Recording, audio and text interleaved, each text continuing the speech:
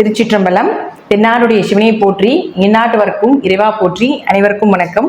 நாம் இன்னைக்கு 2025ஆம் ஆண்டு பிப்ரவரி மாத பலன்கள் கடக ராசிக்கு எப்படி இருக்கும் அப்படிங்கறத நம்ம முழுமையா பார்க்கலாம். அதற்கு முன்னாடி நம்மளுடைய சேனலை சப்ஸ்கிரைப் பண்ணிக்கோங்க. பெல் பட்டன்ல ஆல் அப்படின்னு சொல்லக்கூடிய பட்டனை கிளிக் பண்ணிக்கோங்க. அப்பதான் நம்ம போடக்கூடிய அனைத்து பதிவுகளுமே உங்களுக்கு உடனுக்குடன் வந்துட்டே இருக்கும். நம்மளுடைய சேனல்ல ஆன்மீகம், ஜோதிடம், பரிகாரங்கள் சார்ந்த எல்லா விஷயங்களும் கொடுத்துட்டு இருக்கோம். அதையும் நீங்க பார்த்து பயன்பெறுங்கள். கடகராசியை பொறுத்த வரைக்கும் பார்த்துட்டீங்கன்னா இந்த மார்ச் மாசத்தோடு தான் நமக்கு இந்த அஷ்டமச்சனியினுடைய தாக்கம் அப்படிங்கிறது விலகுது. அது வரைக்கும் கொஞ்சம் எல்லா விஷயங்களையும் கொஞ்சம் கவனமாக இருங்க அப்படிங்கிறத முன்னெச்சரிக்கை பதிவு. அதே போல உங்க ஜாதகத்துல சுக்கிரன் ராகு சேர்க்கை, சூரியன் சனி சேர்க்கை இதெல்லாம் இருக்குதான்னு பார்த்துக்கோங்க. ஏன்னா இந்த சுக்கிரன் ராகு சேர்க்கை அப்படிங்கிறது மிகப்பெரிய பண வரவு, மகாலட்சுமி யோகத்தை கொடுத்தாலும் கூட சில ஒரு வகையான செய்யாத தப்புக்கு ஒரு பழி பாவங்கள் ஏத்துக்க வேண்டிய ஒரு சூழ்நிலைகளை கொடுக்கக்கூடிய ஒரு மாதமாக இருக்கும் அப்படிங்கிறது உண்மை. ஏன் சொல்றேன்னா, இது முதல்லயே சொல்றதுக்கு காரணம் என்னன்னா, உங்களுக்கு அஷ்டமச்சனி அவமானத்தை கொடுக்கும் அப்படிங்கிற ஒரு விதிகள் உண்டு. அவர் போறப்போ இந்த சுக்கிரன் ராகு சேர்க்கை இந்த காம்பினேஷன்ல உங்களுக்கு ஏதாவது ஒரு பாதிப்புகளை கொடுக்க கூடாது அப்படிங்கிறதுக்காகவும், அதே போல உங்க ஜாதகத்துல சுக்கிர திசையோ, ராகு திசையோ, சுக்கிர புத்தியோ, ராகு புத்தியோ, சுக்கிரன் ராகு சாரத்தில் இருந்தாலோ, ராகு சுக்கிரன் சாரத்தில் இருந்தாலோ, அல்லது ராகு இருக்கக்கூடிய வீட்டிலிருந்து 1ஆம் வீடு, 5ஆம் வீடு, 9ஆம் வீடு இந்த 3 இடத்தில் சுக்கிரன் இருந்தாலும் சுக்கிரன் ராகு காம்பினேஷன் அப்படிங்கிறத நம்ம எடுத்துக்கணும். அப்போ இதெல்லாமே உங்க ஜாதகத்தில் இருந்தால் கடகராசி அன்பர்களே கொஞ்சம் இந்த மாதம் கொஞ்சம் கவனமா இருங்க. ஆண்களாக இருந்தால் பெண்களிடமும், பெண்களாக இருந்தால் ஆண்களிடமும் இளம் பருவம், இந்த பருவத்தில் இருக்கக்கூடிய ஒரு அமைப்பில் இருக்கக்கூடியவர்கள் உங்களுடைய மொபைல் சார்ந்த விஷயத்துல, அதே போல உங்களுடைய சேஃப்டில ரொம்ப கவனமா இருங்க. எப்படியும் உங்களுடைய தேவையில்லாத பிரச்சனைகளுக்கு இந்த சுக்கிரன் ராகு ஏற்படுத்தி கொடுத்து விடுவார் அப்படிங்கிறது சொல்றோம். அதே போல உங்க ஜாதகத்தில் இந்த சுக்கிரன் ராகு காம்பினேஷன் என்ன பண்ணும் அப்படின்னு பார்த்துட்டீங்கன்னா, இது உச்சகட்டமான மகாலட்சுமி யோகத்தை கொடுத்தாலும் கூட உச்சகட்டமான பெண் சாபத்தை கொடுக்கக்கூடிய ஒரு ஜாதகம்.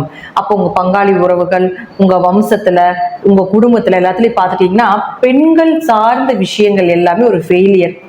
இளம் வயதிலேயே பெண்களுடைய நிலைகள் சரியில்லாமல் இருக்கிறது, கணவன் மனைவி விட்டு வாழ வேண்டிய ஒரு சூழ்நிலைகள், குடும்பத்துல நிறைய பிரச்சனைகளை சந்திப்பது, ஆண் வாரிசாகவே பிறப்பது அல்லது பெண் வாரிசாகவே பிறப்பது, இருக்கின்ற பெண் குழந்தைகள் ஒரு நிம்மதி இல்லாம இருப்பது, வளர்ச்சி இல்லாம இருப்பது, அதே போல கட்டிட்டு வந்த பெண்களும் உங்க குடும்பத்தில் வரக்கூடிய மருமகள், இது போல கட்டிட்டு வரக்கூடிய பெண்களும் நிம்மதி இல்லாம இருக்கிறது, நம்ம குடும்பத்தில் பிறந்து வெளியே போயிருக்கக்கூடிய பெண்களும் நிம்மதி இல்லாம இருக்கிறது. இதெல்லாமே பெண் சாபத்தினுடைய அறிகுறிகள். இதுலயே நீங்க தெரிஞ்சுக்கலாம் உங்க ஜாதகத்துல சுக்கிரன் ராகு காம்பினேஷன் இருக்குது அப்படிங்கறத தெரிஞ்சுக்கலாம். பிறந்தன்னா பெண் குழந்தைகள் இறப்பது, பருவமே ஆகாம இருக்கிறது, அதே போல பாத்துட்டீங்கன்னா 20 வயதுக்குள்ளேயே பெண்கள் இறப்பது, இதெல்லாமே பார்த்துட்டீங்கன்னா பெண் சாப ஜாதகம் தான். அப்ப நீங்க தெரிஞ்சுக்கலாம் உங்க ஜாதகத்துல இந்த போல உங்க வம்சத்துல உங்க குடும்பத்துல நடக்குது அப்படின்னா இது பெண் சாப ஜாதகம். அப்போ உங்க ஜாதகத்திலே அந்த அமைப்பு இருக்குதுன்னா இந்த மாதம் கொஞ்சம் கவனமாக இருந்து, இது குறிப்பிட்டு கடகராசிக்கு அஷ்டமசனி நடக்கிறதுனால இது அவமானத்தை கொடுக்கும், பண வளர்ச்சியை கொடுக்கக்கூடிய சேர்க்கையாக இருந்தாலும் அவமானத்தையும் கொஞ்சம் கொடுக்கக்கூடிய சேர்க்கை அப்படிங்கிறதுனால நான் சொல்றேன். அதனால கொஞ்சம் கவனமாக இருந்து செயல்படுத்திக்கோங்க. இப்போ உங்க பாத்தீங்கன்னா 2ஆம் அதிபதி சூரியன். இந்த சூரியன் பாருங்க உங்களுடைய ராசிக்கு 7ஆம் இடத்துல இருக்கார். எத்தனாம் தேதி வரைக்கும் அப்படின்னு பாத்துட்டீங்கன்னா 12ஆம் தேதி வரைக்கும். அப்போ உங்களுடைய 2ஆம் அதிபதி 7ஆம் வீட்டுல இருந்தா ஏதாவது ஒரு வழியில பண வரவு, நீங்க உங்களுடைய நல்ல நல்ல விஷயங்கள், பணம் சார்ந்த விஷயங்கள், குடும்பம் சார்ந்த விஷயங்கள், பேச்சு சார்ந்த விஷயங்கள், நீங்க ஒரு இடத்துக்கு போறீங்க, உங்க பேச்சுக்கு மதிப்பு கொடுக்கணும், ஒரு பஞ்சாயத்துக்காக போறீங்க, நீங்க சொல்லக்கூடிய விஷயங்கள் எதுவாக இருந்தாலும் உங்களை மற்றவர்கள் நம்பணும் அப்படின்னு நினைச்சீங்கன்னா நீங்க இதெல்லாமே 12ஆம் தேதி வரைக்கும் வைத்துக் கொள்ளலாம். அதற்கப்புறம் பார்த்துட்டீங்கன்னா இந்த 2ஆம் அதிபதி 8க்கு போறாரு. 2ஆம் அதிபதி 8க்கு போனால் விபரீத ராஜயோகம் ஒரு வழியில எப்படின்னு பார்த்துட்டீங்கன்னா இந்த ஷேர் மார்க்கெட் யோகம், வராத கடனெல்லாம் திருப்பி வர்றது, இதெல்லாம் ஒரு வகையில் இருந்தாலும் கூட பண ஏமாற்றத்தையும் ஏற்படுத்தி கொடுத்துரும். 8ங்கிறது அப்படிங்கிறது உங்களுக்கு மறைவு ஸ்தானம். அப்போ யாரோட அங்க சேர்றாருன்னு பாத்துட்டீங்கன்னா 8ஆம் அதிபதியோடய சேர்றாரு. அப்ப 8 குறைவரோடைய 2ஆம் அதிபதி சேரும் பொழுது விபரீத ராஜயோகங்கள், திடீர் பண வரவு இதெல்லாமே ஏற்படுத்தி கொடுக்கும். முயல் சொத்து வர்றது, இதுல எல்லாமே பூர்வீக சொத்துல பிரச்சனைகளா இருப்பது இதெல்லாமே இருந்ததுன்னா 12ஆம் தேதிக்கு மேல வம்பு வழக்குகள் மூலமாக வரக்கூடிய விஷயங்கள் எல்லாமே 12ஆம் தேதிக்கு மேல கிடைக்கும். அதே போல 12ஆம் தேதிக்குள்ள இயற்கையாகவே சுமூகமாக ஈஸியா வரக்கூடிய பணவரவு அப்படிங்கிறது எல்லாமே 12ஆம் தேதிக்கு முன்னாடியே வைத்துக் கொள்வது என்பது ஒரு சிறப்பான விஷயமாக இருக்கும். அடுத்தது பாருங்க உங்களுக்கு புதன். இந்த புதன் அப்படின்னு சொல்லக்கூடிய 3 மற்றும் 12ஆம் அதிபதி, இந்த 3ஆம் அதிபதியும் போய் 8ல போய் நிக்குது. 12ஆம் அதிபதியும் சொல்லக்கூடிய புதனும் பார்த்துட்டீங்கன்னா 11ஆம் தேதிக்கு மேல 8க்கு போய் நிக்கிறார். அப்போ இவங்க எல்லாமே ஒரு 11ஆம் தேதி வரைக்கும் தான் உங்களுக்கு சாதகமாக ஈஸியா இருக்கக்கூடியது எல்லாமே கொடுப்பாரு. அப்போ 3 கூடியவர் 7 இருந்ததுன்னா முயற்சிகள் கைகூடி வர்றது, சீக்கிரமா பண வரவை ஏற்படுத்தி கொடுக்கறது, தேவையில்லாத விரயத்தை கொடுப்பது இதெல்லாமே உண்டு. 12ஆம் அதிபதி 7ல இருந்ததுன்னா குடும்பத்துக்காக, மனைவிக்காக, கணவருக்காக ஏதாவது ஒரு விரயங்கள் ஏற்படுத்தி கொண்டே இருக்கும் அப்படிங்கிற அமைப்பு இருந்தாலும் கூட 11ஆம் தேதிக்கு மேல இந்த புதன் 8ஆம் வீட்டுக்கு போகும் பொழுது மறைந்த கிரகங்கள் மறையும் பொழுது ஒரு யோகத்தை கொடுத்தாலும் அதே போல ஒரு அவயோகத்தையும் கொடுத்துட்டு தான் போகும் அப்படிங்கிறது உண்மை. இந்த 8ஆம் இடம் அப்படிங்கிறது திடீர் பணவரவு, திடீர் சொத்துக்கள், விபரீத ராஜயோகங்கள் இதெல்லாமே 3 12ஆம் அதிபதி மறைந்த கிரகம் மறைவு இடத்தில் இருந்தால் விபரீத ராஜயோகம்னு சொல்றோம். அப்போ இவங்க 3 12ஆம் அதிபதியான புதன் உங்களுக்கு உங்களுடைய ராசிக்கு 8ஆம் இடமாக இருக்கக்கூடிய இன்னொரு மறைவு ஸ்தானத்தில் மறையும் பொழுது விபரீத ராஜயோகமாக தீர்த்த யாத்திரைகள், திடீர் பணவரவுகள் இதெல்லாமே கொடுத்துட்டு போயிடும்.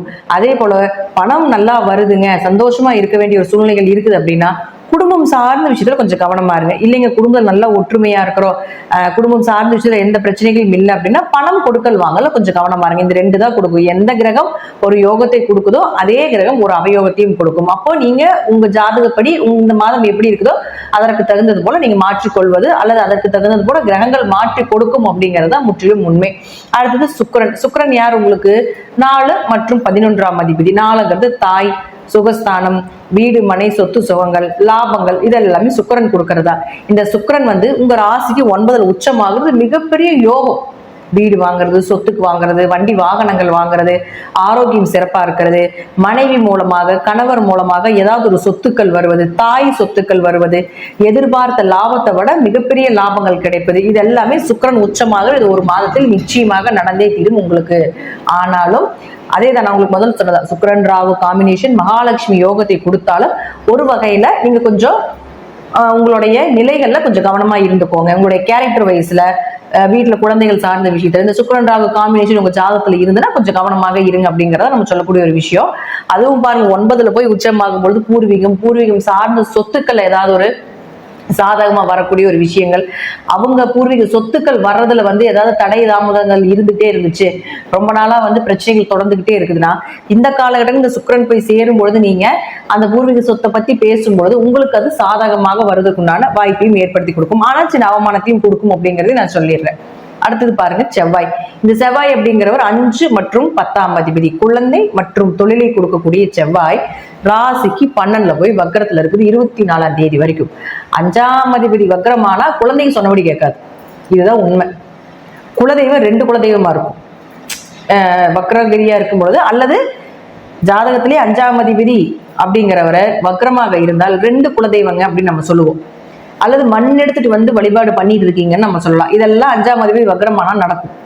அப்படி இல்லை அப்படின்னா உங்க குழந்தைகள் சொன்னபடி கேட்க மாட்டாங்க. அப்போ நீங்க இந்த காம்பினேஷன் இந்த மாசம் எப்படின்னு நீங்க பாத்துக்கோங்க. 5ஆம் அதிபதி வக்ரமாகி, குழந்தை ஸ்தானம் வக்ரமாகி, சுக்கிரன் ராகு சேர்க்கை, சனி சூரியன் சேர்க்கையில உங்க ஜாதகத்துல இருந்துச்சுன்னா உங்க குடும்பத்துல இந்த குழந்தை சார்ந்த சில அவமானங்கள் நடக்கும் அப்படிங்கிறதை காட்டுது. அதுக்கு தேவையில்லாத விரயங்கள் உண்டு அப்படிங்கிறதை காட்டுது. அல்லது ஏதாவது ஒரு மருத்துவ செலவுகள், ராகு நம்ம அவமானத்துக்கு மட்டும் எடுத்துக்க கூடாதுங்க. ஒரு மருத்துவ செலவுகள், அதே போல பாத்தீங்கன்னா ஒரு சர்ஜரி பண்றது, ஒரு ஆக்சிடென்ட் கிரகம், இதெல்லாமே ராகு தான். ஒரு அவமானப்படுத்தக்கூடிய கிரகமும் ராகு தான். அப்ப அவரோட சேரும் பொழுதும் உங்களுக்கு இந்த மாதிரி பாதிப்புகள் 5ஆம் அதிபதி வக்ரமாக இருக்கும் பொழுதும் குடும்ப ரீதியாக, குழந்தைகள் ரீதியாக கூட இது ஏதாவது ஒரு குடும்பத்தில் நடக்கிறதுக்கு உண்டான வாய்ப்புகள் உண்டு அப்படிங்கிறத நம்ம சொல்றோம். அதுவே உங்களுக்கு 10ஆம் அதிபதி ஆகிறதுனால தொழிலையே ஏதாவது ஒரு சில சங்கடங்கள் ஏற்படலாம். ஆனா அது 24ஆம் தேதி வரைக்கும் மட்டும்தான். 24ஆம் தேதிக்கு மேல பாத்துட்டீங்கன்னா குழந்தைகள் ரீதியாக வரக்கூடிய பிரச்சனைகள் விலகிரும்.